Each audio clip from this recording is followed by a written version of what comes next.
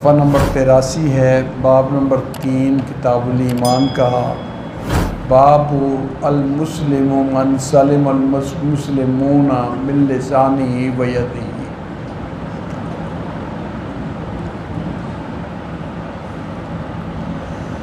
یہ باب ہے اس چیز کے بارے میں کہ مسلمان وہ ہوتا ہے جس سے دوسرے مسلمان سلامت رہیں اس کی زبان سے اور اس کے ہاتھ سے۔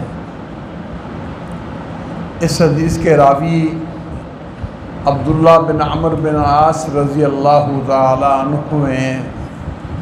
ان صحابہ کرام میں سے ان کا نام شمار ہوتا ہے جن کو اللہ تعالیٰ نے کثرت سے احادیث یاد کرنے کی توفیق دی اور کثرت سے انہوں نے اللہ کے نبی کی حدیثیں آگے بیان کی ہیں۔ عن عبداللہ ابن عمرو رضی اللہ عنہما عن النبی صلی اللہ علیہ وسلم قال المسلم من سلم المسلمون من لسانہ و یدہ والمہاجر من ہجر ما نہی اللہ عنہ۔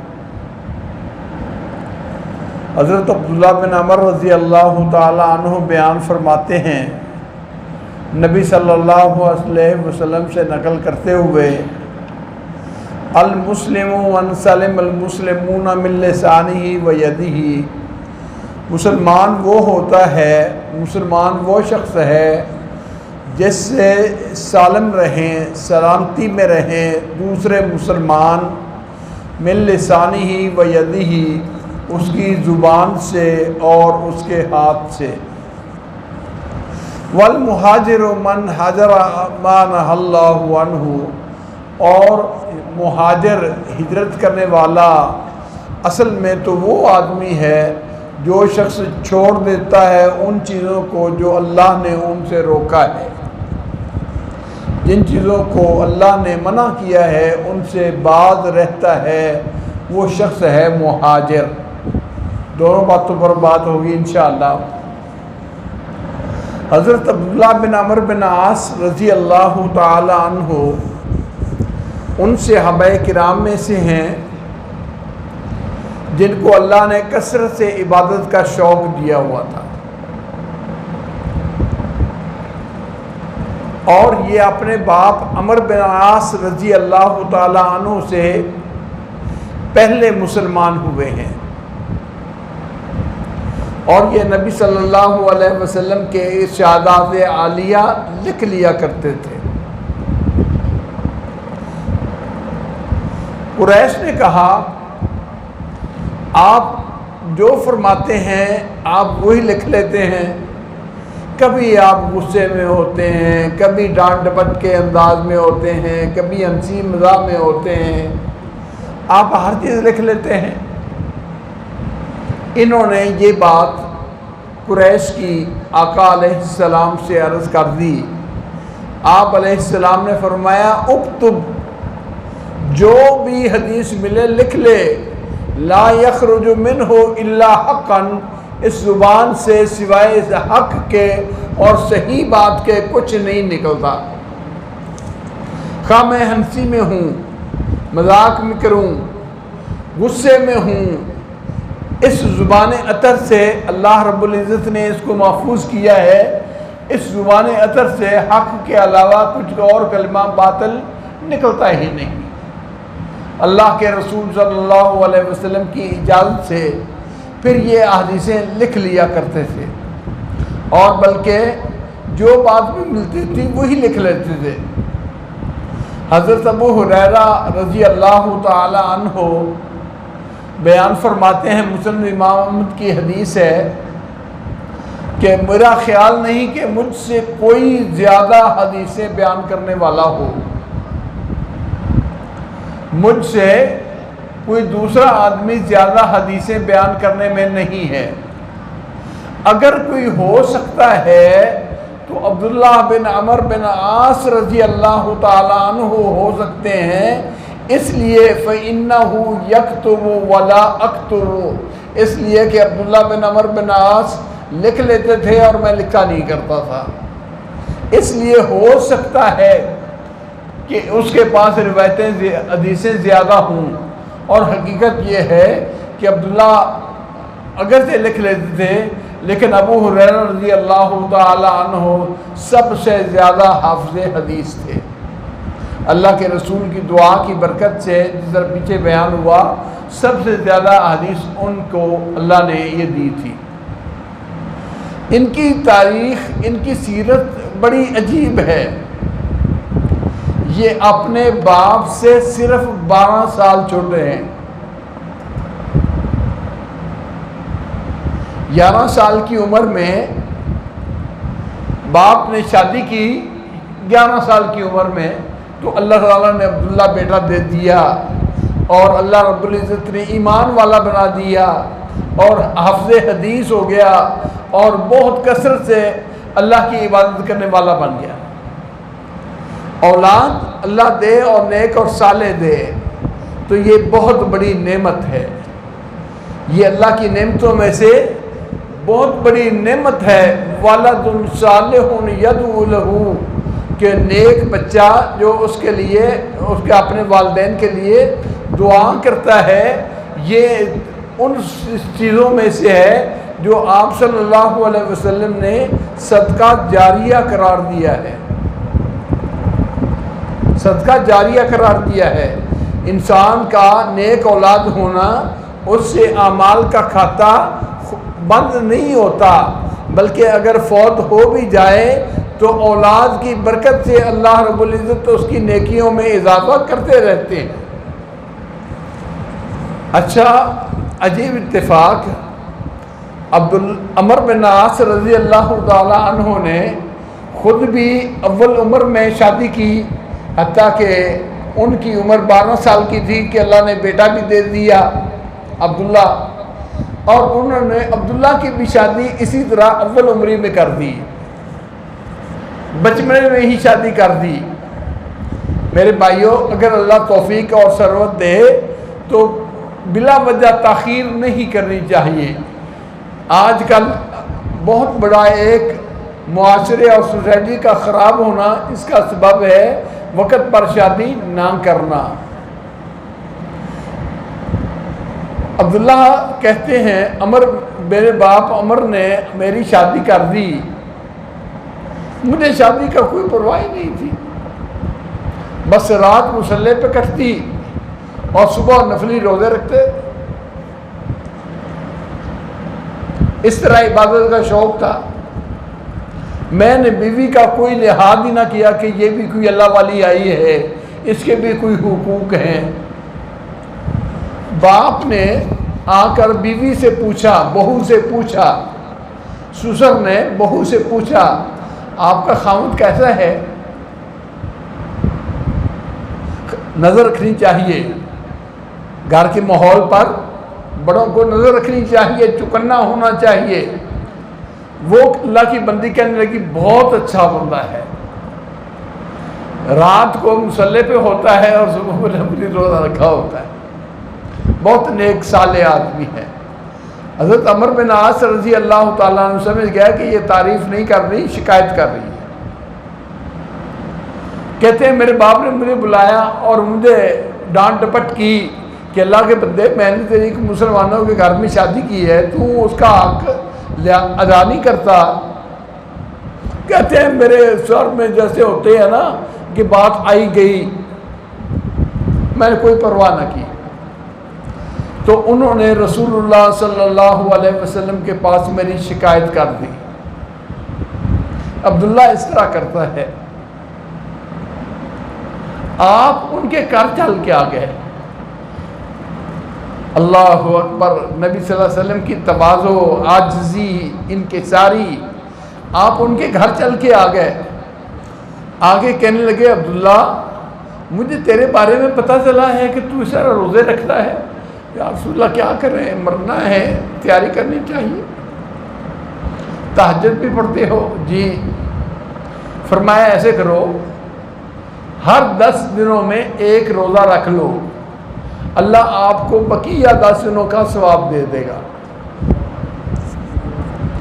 الحسنات بعشر امثالھا، اللہ کی رحمت یہ ہے کہ کوئی بھی عمل کیا جائے وہ ثواب 10 گنا زیادہ مل جاتا ہے۔ تو آپ ایک روزہ رکھ لیا کرو اور 9 کا اللہ اجر ثواب دے دے گا، ثواب ہی لینا ہے نا۔ میں نے کہا یا رسول اللہ یہ تو بہت کم ہے۔ آپ نے فرمایا چلو 2 روزے رکھ لو، 10 دنوں میں 2 روزے رکھ لو، والا کا اجر و ما بقیہ، پھر بھی وہی بات، باقی دنوں کا اللہ ثواب دے دے گا۔ میں نے کہا یا رسول اللہ یہ تھوڑے ہیں، مجھے اور رکھنے کی اجازت دو۔ حتیٰ کہ آپ صلی اللہ علیہ وسلم نے فرمایا سم صوم داود، اگر روزہ رکھنا ہے تو پھر داودی روزہ رکھ لے، حضرت داود علیہ السلام کا۔ اور ان کی خوبی یہ تھی لا یفر اذا لاقا، ثابت قدم رہتے تھے، جہاد کے لیے دشمن کے مقابلے میں جاتے تو بگوڑے نہیں بنتے تھے، مضبوطی سے لڑتے تھے۔ اور وہ ہے ایک دن روزہ ایک دن افطار، ایک دن روزہ ایک دن افطار، صوم داودی۔ میں نے کہا یا رسول اللہ مجھے تو اور اجازت دے دو، مجھے تو اور اجازت دے دو۔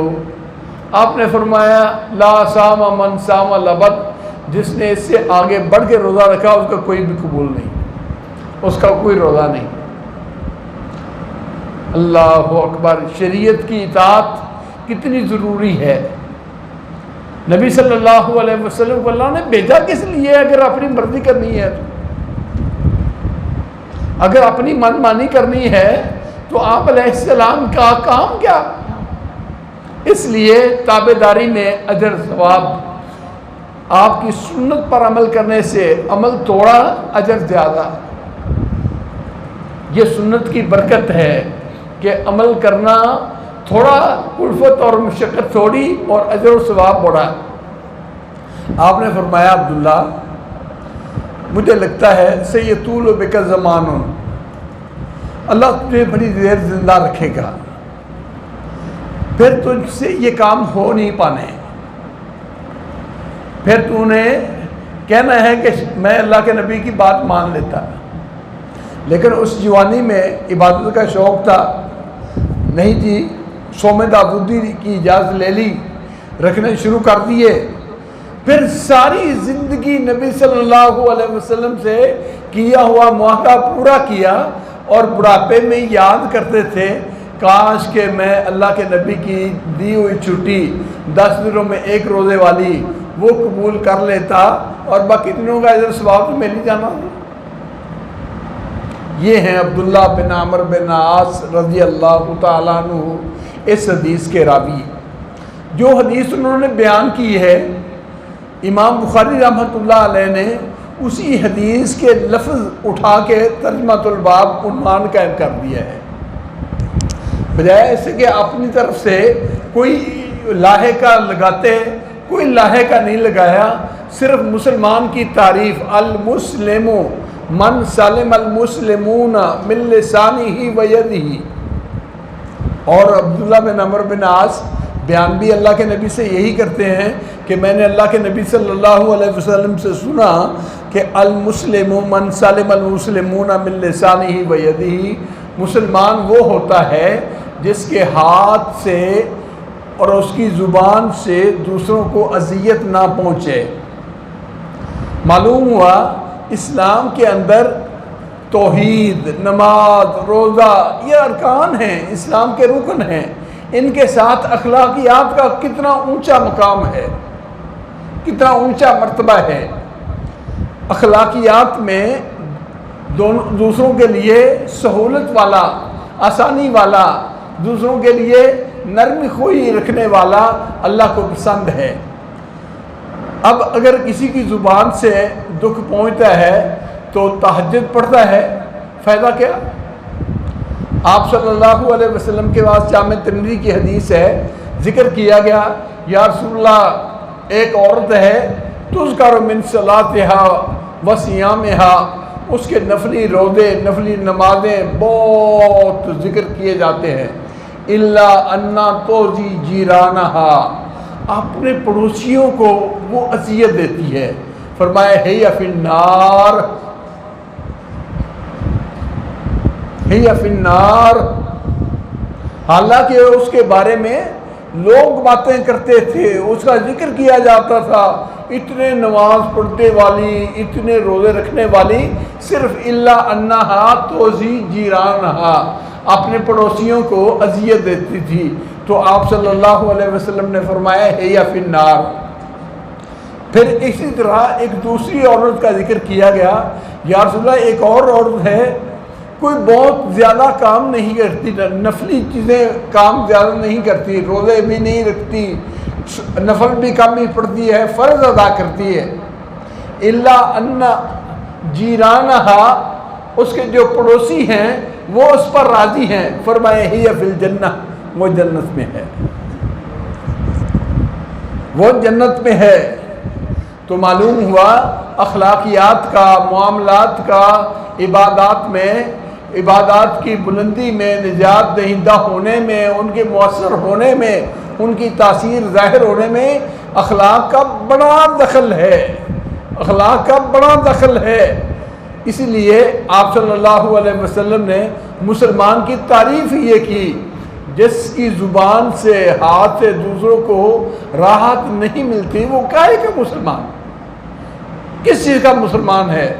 لوگوں کو تکلیف دیتا ہے، اور کہتے ہیں زبان کا نام پہلے لیا ہے، ہاتھ کا نام بعد میں لیا ہے، اس لیے کہ زبان سے تکلیف عمومی طور پر زیادہ ہوتی ہے۔ غیبت، چغلی، نمیمہ، اور کئی طرح سے دوسرے کی حقارت کا کلمہ کہہ کے یہ اذیت دیتی ہے، گالی گلوچ کر کے، اور ہاتھ سے اس کا مال لوٹ کے، اس کی چوری کر کے، اس کو سزا دے کے، بغیر کسی وجہ کے اس کو سزا دی، اس کو اذیت دی۔ تو یہ ہاتھ اور زبان، یہ دو کا ذکر صرف اس لیے ہے کہ اکثر طور پر اذیت جو دی جاتی ہے وہ زبان اور ہاتھ سے ہے۔ اگر کوئی اپنے پاؤں سے کسی کو اذیت دیتا ہے تو وہ بھی اسی میں شامل ہے۔ جو اپنی کسی اور چیز سے اور کسی کو اذیت دیتا ہے، دکھ دیتا ہے، تو وہ بھی زبان اور ہاتھ کی طرح ہی ہے۔ اللہ ہمیں مسلمان کی صحیح تعریف پر عمل کرنے کی توفیق عطا فرمائے۔ جہاں اللہ نے عقیدہ دیا ہے، ایمانیات اللہ نے دی ہیں، وہاں اللہ ہمارے اخلاق کو بہتر بنا دے۔ وآخر دعوانا ان الحمدللہ رب العالمین۔ مہاجر کی بات کل انشاءاللہ دوبارہ کریں گے۔ یا رب لک الحمد کما ینبغی لجلال وجہک وعظیم سلطانک۔ اللہم صلی علی محمد وعلی آل محمد کما صلیت علی ابراہیم وعلی آل ابراہیم انک حمید مجید۔ اللہم بارک علی محمد وعلی آل محمد کما بارکت علی ابراہیم وعلی آل ابراہیم انک حمید مجید۔ اللہم اہدنا لأحسن الاخلاق لا یہدی لأحسنها الا انت واصرف عنا سیئها لا یصرف عنا سیئها الا انت۔ لا حول ولا قوة الا باللہ، لا حول ولا قوة الا باللہ۔ اللہم زینا بزینت الایمان، اللہم حبب الینا الایمان وزینہ فی قلوبنا وکرہ الینا الکفر والفسوق والعصیان واجعلنا من الراشدین برحمتک یا ارحم الراحمین۔ ربنا آتنا فی الدنیا حسنہ وفی الآخرۃ حسنہ وقنا عذاب النار۔ ربنا تقبل منا انک انت السمیع العلیم وتب علینا انک انت التواب الرحیم۔ وصلی اللہ تعالی علی خیر خلقہ محمد آلہ و صحابہ و اہل بیتہ و ذریتہ اجمعین، آمین برحمتک۔